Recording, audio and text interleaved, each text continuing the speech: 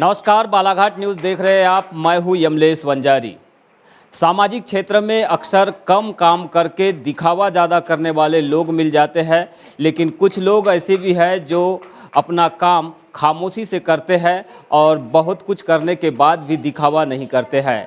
इन्हीं में से एक नाम है रजेगांव क्षेत्र के युवा समाज सेवी हितेश अजीत का, जो कि इस समय लगातार ज़िले में समाज सेवा के क्षेत्र से जुड़कर विभिन्न प्रकार के कार्य कर रहे हैं।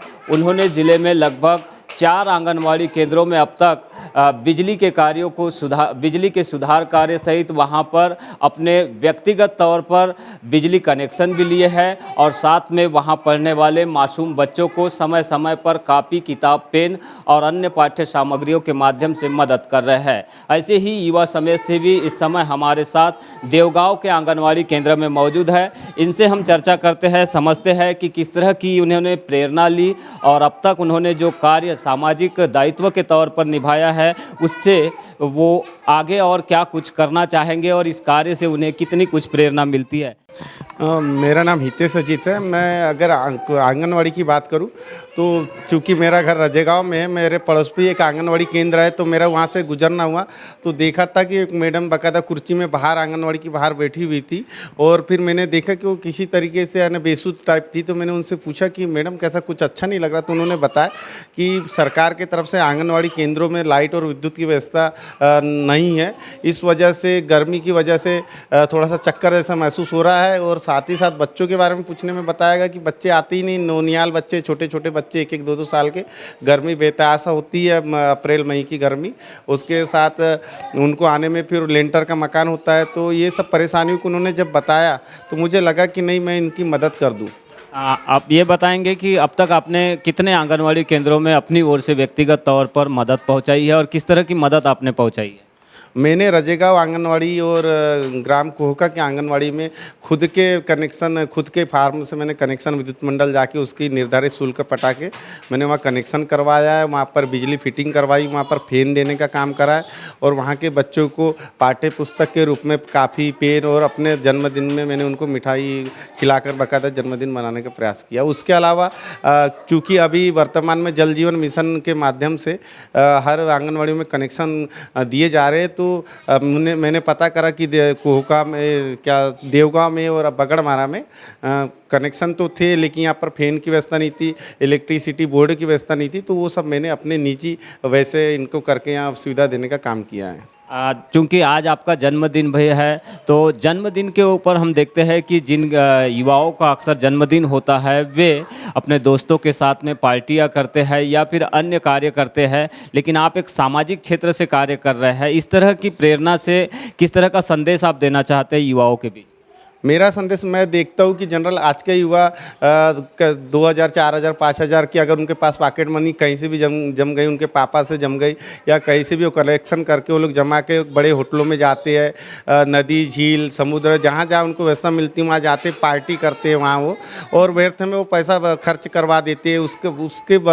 उसके अलावा उन लोगों का वे व्यर्थ में पैसा ना जाए और पैसा ना जाए इस जगह में ऐसे व्यर्थ कामों में। तो मैंने सोचा कि क्यों ना अपन किसी के चेहरे में मुस्कान देने के लिए, किसी को खुशियाँ देने की और किसी को मदद दे के हम जन्मदिन जैसे उत्सव मनाएं।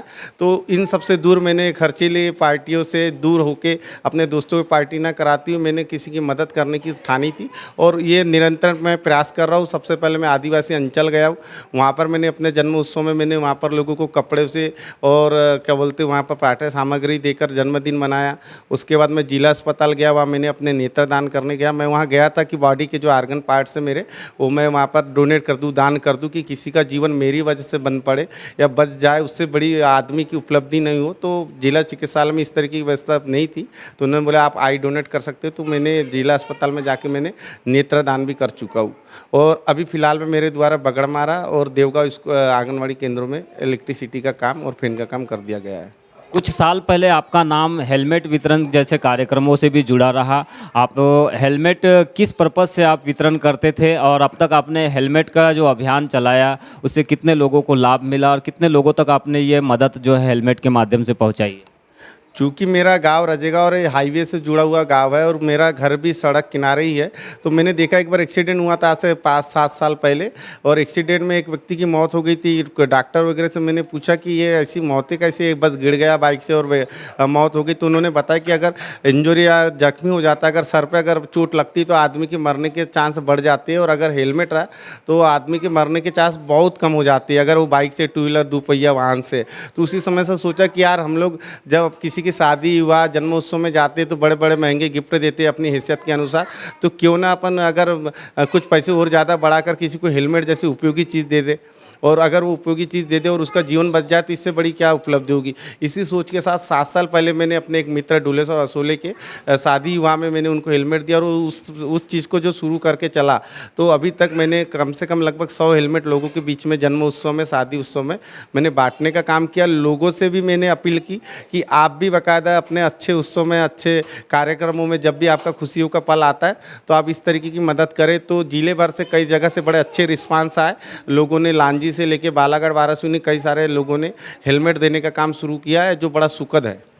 आप 2017 में शायद एक सामाजिक संस्था अपना परिवार इसका गठन किया था, और सोशल मीडिया के प्लेटफार्मों के माध्यम से इसकी एक्टिविटीज़ को आप लोगों के बीच पहुंचाने का काम कर रहे हैं। ये किस प्रकार की संस्था है और इस समय ये संस्था क्या कुछ काम कर रही है? चूँकि बहुत सारे दोस्त होते, यानी समाज में नकारात्मक तो है, भरी पड़ी नकारात्मक से हम देखते हैं कि हर जगह नेगेटिविटी बातें बहुत होती है, लेकिन इनके बीच में भी कुछ अच्छे युवा है जो कुछ करने की सोच रखते हैं, वो चाहते हैं कि हम भी समाज के लिए बेहतर कर पाए। तो ऐसे सोच वाले कुछ युवाओं को मैंने अपने ज़िले भर से जोड़ने का काम करा, जिसमें बालाघाट, हट्टा, लांजी, किन्नापुर के, और उन दोस्तों के साथ हम लोगों ने सोची कि नहीं, हम लोग सब लोग कलेक्शन करेंगे, और जब भी समय मिलेगा, जहाँ भी समय मिलेगा, और हमको हमारी ज़रूरत जहाँ समाज को की, शासन प्रशासन को की, हम उनकी मदद करेंगे। तो हम एग्जाम्पल के तौर में मैं बताना चाहूँगा, जैसे चुनाव आता है तो हम बाकायदा मतदाता जागरूकता अभियान चलाते, जिसके माध्यम से मतदाताओं को बोलते हैं कि आप अच्छे प्रत्याशी का चुनाव करें, अच्छे व्यक्ति को वोट करें। फिर हमें पता चलता है कि राह पर, सड़क में बाकायदा सड़क तो बना दी गई ठेकेदार के द्वारा, लेकिन वहाँ बोर्ड नहीं लगाए गए, संकेतक चिन्ह नहीं लगाए गए, जिससे दुर्घटना होती, तो हम वहाँ संकेतक बोर्ड लगवा देते। पुल पुलिया हमको दिखता है कि यहाँ पर डैमेज है, तो उसको सुधारने का काम हमारे द्वारा किया जाता है। आदिवासी अंचलों में समय समय में हम लोग वहाँ पर जाके अनाज मुहैया कराते, और उनकी बातें शासन तक पहुँचाने का काम हम लोग भी करते हैं अपना परिवार ग्रुप के माध्यम से। और जहाँ जैसी स्थिति मिल जाए, साल भर अपने परिवार की एक्टिविटी चालू रहती है, और जिसमें जहाँ भी जिसको भी लगा कि हमको ये ज़रूरत की चीज़ करना चाहिए, जैसे हम लोग अपना परिवार के माध्यम से हम लोगों ने ब्लड डोनेट कैंप करवाते हैं जगह जगह। हमने इससे पहले रजेगांव, हट्टा, किरनापुर, लांजी, भानेगांव, मोजरी, अनेकों जगह में हमने रक्तदान डोनेट, कलेक्टर साहब के निवेदन पर, कलेक्टर साहब के अनुरोध पर हमने बाकायदा ब्लड डोनेट कैंप भी लगवाया है। और सैनिकों को सच्ची श्रद्धांजलि देने हमने किरनापुर क्षेत्र के लगभग सेना के जवान जो होते, उनका सम्मान हमने बाकायदा माननीय अतिथियों के हस्ते, लांजी बेल्ट में जितने भी सेना के जवान हैं उनका भी हमने वहाँ के स्थानीय जनप्रतिनिधियों के माध्यम से उनका सम्मान देने का काम किया है। और जहाँ जैसी हमें आवश्यकता महसूस होती कि हमें करना चाहिए लोगों की मदद, यहाँ हम इस माध्यम से किसकी मदद कर सकते हैं। कोरोना में जैसे हमारे टीम के लोगों ने बॉर्डर से लाखों लोग जा रहे थे, तो हमारी टीम की वहाँ लगातार लगे रहे 24 घंटे, और यथासंभव मदद करने का भी काम हमने अपना परिवार के माध्यम से बाकायदा राहगीरों को करने की कोशिश की। आज का जो युवा है सामाजिक दायित्व के क्षेत्र से काफ़ी दूर जाता हुआ दिखाई दे रहा है, भटकता हुआ नज़र आ रहा है। ऐसे में युवाओं को मोटिवेट करने के लिए भी आप कोई अभियान चला रहे हैं, किस तरह का ये अभियान है?